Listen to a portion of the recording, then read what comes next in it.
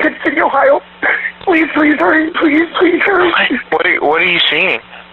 My wife she's got 2 shots to her head. There's blood everywhere. Oh my God. Sir, please. Ma'am, I need you to take a deep breath, okay? We have the doors to the garage locked, but into the house, yes. Please. Oh my God. Please. Where is that room out in the house? My partner's getting them dispatched, okay? But I need you to answer my questions so I can get you help as fast as I can, okay? What do you do when the safest place you know becomes the most dangerous place you'll ever sleep in? At 2:30 in the morning, Tip City, Ohio was quiet in the way small towns usually are. No sirens, no movement, no reason for anyone to be awake. On a short cul-de-sac, tucked behind trimmed lawns and darkened windows, a house sat exactly as it had every other night. A family home, a place where bedtime prayers had been said, where children slept down the hall, where nothing was supposed to go wrong. Inside that house, a pregnant woman lay in bed, exhausted in the way only pregnancy can make you, her body working overtime, her mind finally at rest, her husband beside her, her daughters asleep in their rooms, everything normal, everything safe. And then, 2 gunshots. No screams, no struggle, no warning. The shots were precise, close, final. Her children didn't wake up. The house didn't erupt into chaos. The night didn't shatter the way you'd expect it to. Instead, it stayed eerily calm, too calm. Minutes later, a phone call came in to 911. The man on the line sounded frantic. His voice cracked. His words tumbled over each other.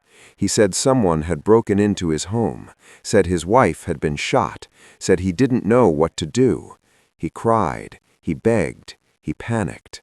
It sounded like every nightmare a spouse could have. Police rushed to the scene, believing exactly what he told them. A home invasion, a random act of violence, a quiet town interrupted by something senseless and cruel. Inside the bedroom, they found her exactly where she'd been sleeping, shot twice in the head, pregnant, gone before she ever had a chance to wake up. Down the hall, her daughters were still asleep, unharmed, unaware, their world intact for just a few more minutes. Outside, neighbors gathered in confusion. This wasn't the kind of thing that happened here, not on this street, not to this family, especially not to a couple known for their faith, their involvement in church, their appearance of stability.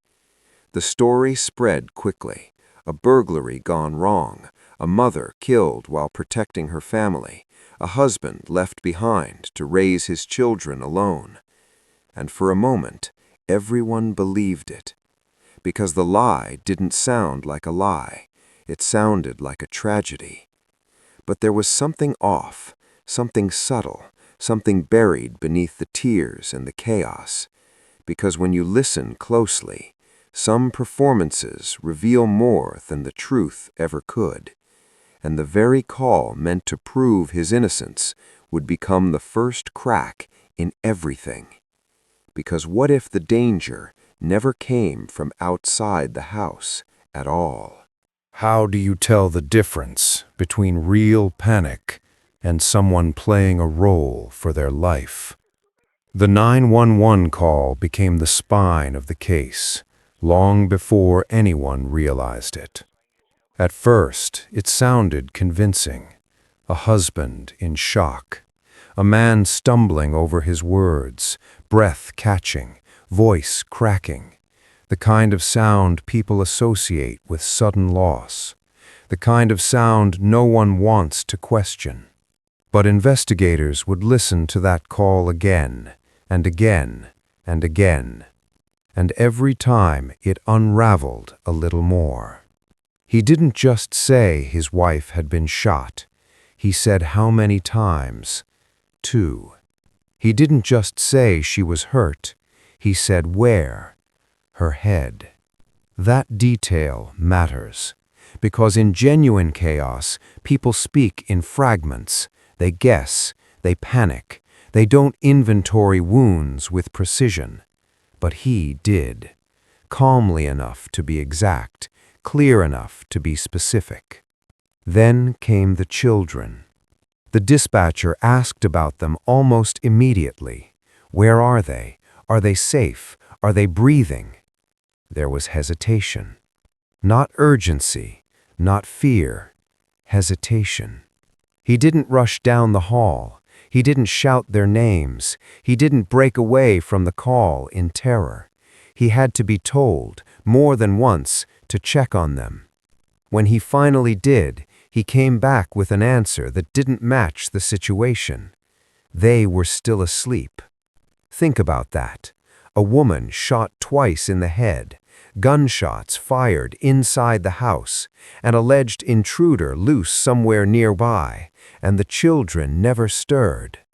Not because they were lucky, but because nothing had disturbed their sleep at all.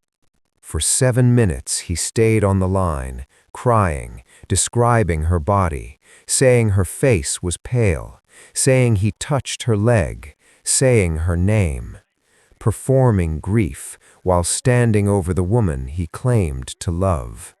When officers arrived, they found him exactly where he said he was, in the bedroom, shaking, cooperative, devastated, at least on the surface. The scene looked right, too.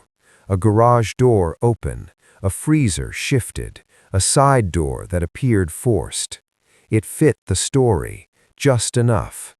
And in a town like Tip City, where violent crime is rare, nobody wanted to believe the alternative. Nobody wanted to look at a man of faith and ask whether the threat was standing right in front of them.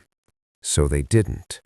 They called it what it appeared to be, a burglary gone wrong.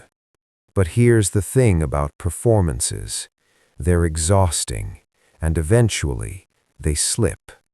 Because when detectives began looking closer, when they stopped listening to the emotion and started tracking the logic, the story didn't just weaken, it collapsed. Because no intruder was ever found, no footprints, no scent trail, no doorbell footage, no evidence of anyone leaving. And that raised a question no one was ready to ask yet. If no one came into that house that night, then who never left? When a crime takes over the headlines, who gets lost first? The victim or the truth about their life? Before she became a name in a police statement, Ashley Flynn was a constant presence in her community. Not loud, not performative. The kind of person people trusted without thinking about it. The kind who showed up. She was 37 years old, a teacher, a coach, a volunteer, someone who spent her days shaping young lives and her evenings pouring energy back into the same town that raised her. Tip City wasn't just where she lived, it was where she belonged. Friends described her the same way over and over, kind, generous, steady, the kind of person who remembered birthdays, checked in when you were struggling, and never asked for recognition. Her obituary didn't exaggerate when it said she encouraged others effortlessly. That was simply who she was. At home, she was a mother first. 2 daughters who depended on her, who learned their routines from her, who felt safe because she was there. And when she went to bed that night, she wasn't just ending another long day, she was carrying a future with her.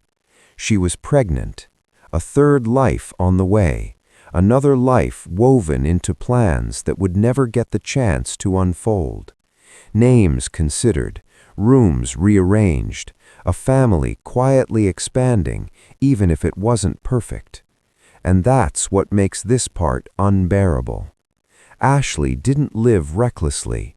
She didn't put herself in danger. She wasn't in the wrong place at the wrong time. She trusted her home. She trusted her marriage. She trusted the man beside her. She sat in church pews believing the life she was building was real, believing the vows she'd exchanged still meant something, believing the person who led worship on Sundays was the same person who would protect her at night. She had no idea she was living next to someone preparing an ending. No warning signs that anyone else could see. No public conflict, no whispered concerns that reached the surface. To the world, she was safe. And that's the part people struggle to accept. Because if someone like Ashley, grounded, loved, supported, faithful, could be betrayed this completely, then the danger doesn't feel distant anymore. It feels uncomfortably close. She didn't lose her life because of a stranger. She lost it because she trusted. And as investigators began digging into the man she trusted most, they realized the image he projected was carefully crafted. Because the person everyone admired was not the person who shared her bed. And once that mask started to crack, the reason Ashley was killed became impossible to ignore. How do you recognize a monster when everyone else sees a leader? To the outside world, Caleb Flynn didn't just look normal, he looked admirable. He stood on a church stage every Sunday, guitar strapped across his chest, voice lifted in worship. He spoke about love, grace, faithfulness. He smiled easily. He prayed publicly. He was the kind of man people trusted without question, the kind whose presence alone made others feel safe. He wasn't just part of the church, he was a face of it. Caleb had built his life around that image. Former pastor, worship leader, musician, family man, a husband who spoke lovingly about his wife, a father raising 2 daughters in faith, someone who had even once stood in front of cameras telling the world how much he loved his family. And people believed him. Because belief is easy when someone gives you exactly what you expect to see. There were no police reports, no public outbursts, no history of violence. If investigators had relied only on appearances, Caleb Flynn would have remained exactly where he wanted to be, above suspicion. But appearances are fragile. Behind the scenes, the marriage wasn't what it looked like, not because of arguments or chaos anyone noticed, but because of something far quieter and far more dangerous. A double life.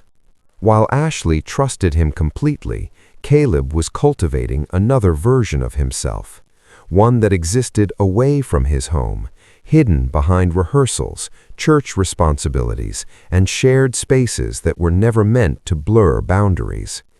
He didn't stumble into temptation. He didn't make a single mistake.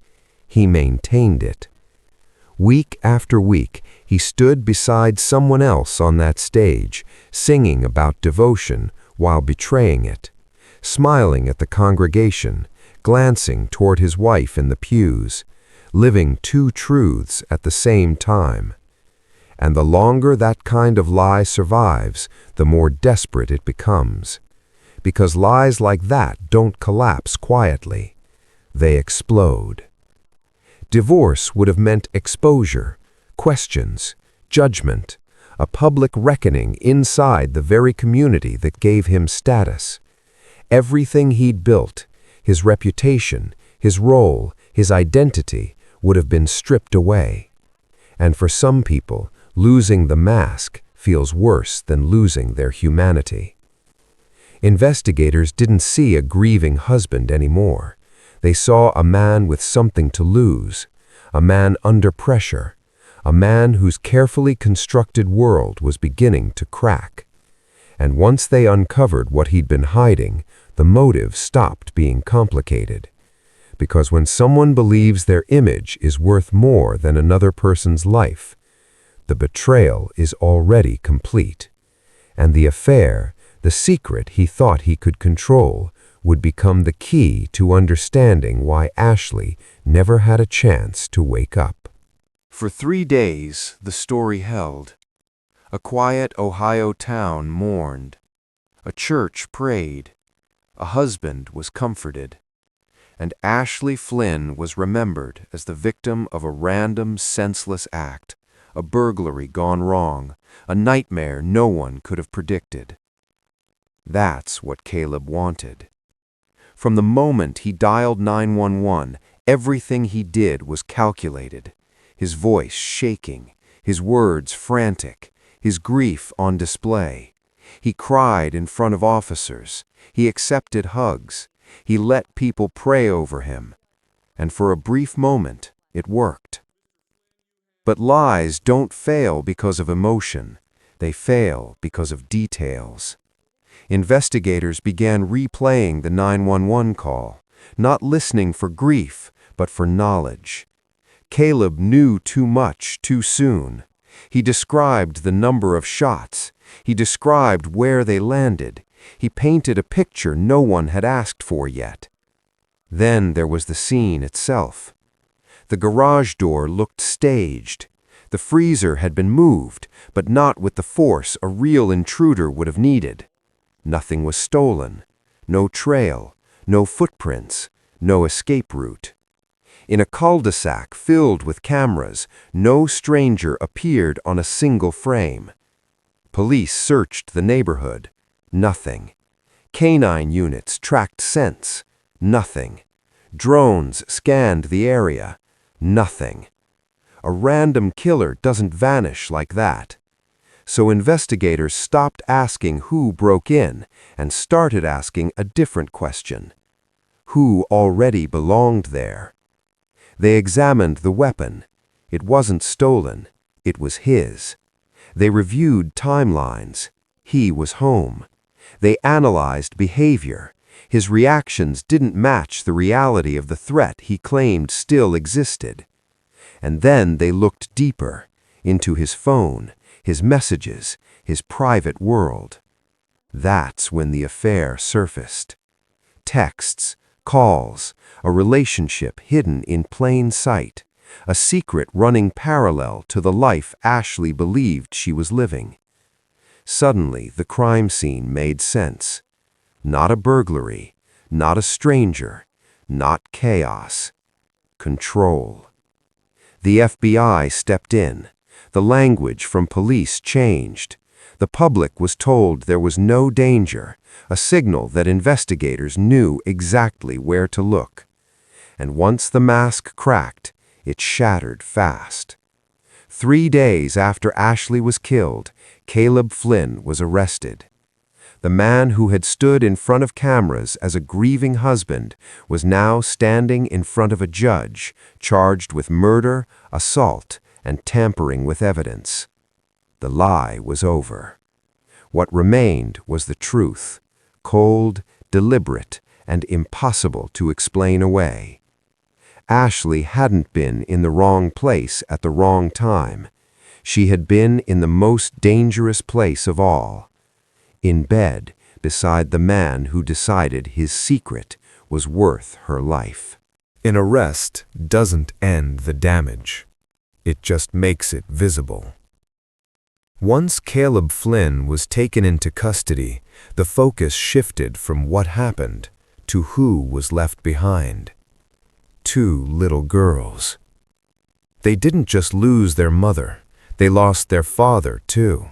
Not to distance or divorce, but to a concrete cell and a truth they'll one day be old enough to understand. Ashley Flynn was more than a headline.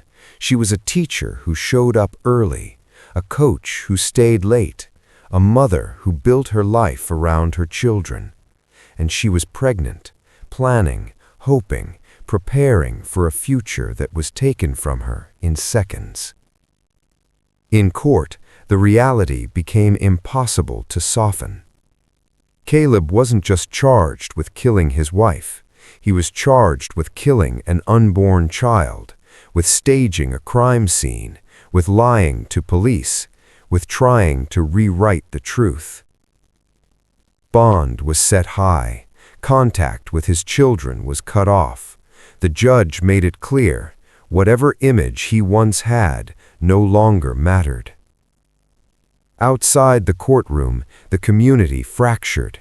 The church that once lifted him onto a stage now had to confront the role it unknowingly played in giving him cover. Friends who had defended him had to sit with the fact that they had been deceived. Donations meant to support a grieving family were re-examined with anger and disbelief. And Ashley's family had to do the unthinkable, grieve publicly, while knowing the person responsible had once been welcomed into their lives. There is no version of this story where anyone walks away whole. The girls will grow up with questions no child should have to ask. The community will forever remember the night trust was broken. And Ashley's name will always be tied to a crime that never should have happened. This wasn't a moment of passion. It wasn't a snap decision. It was a choice, made quietly, carried out deliberately, and followed by performance. And when the performance ended, what was left behind was permanent. Because prison doesn't measure the true sentence here. The real punishment is the lifetime of absence, birthdays without a mother, memories without answers, and a future reshaped by one man's decision to protect a lie at any cost.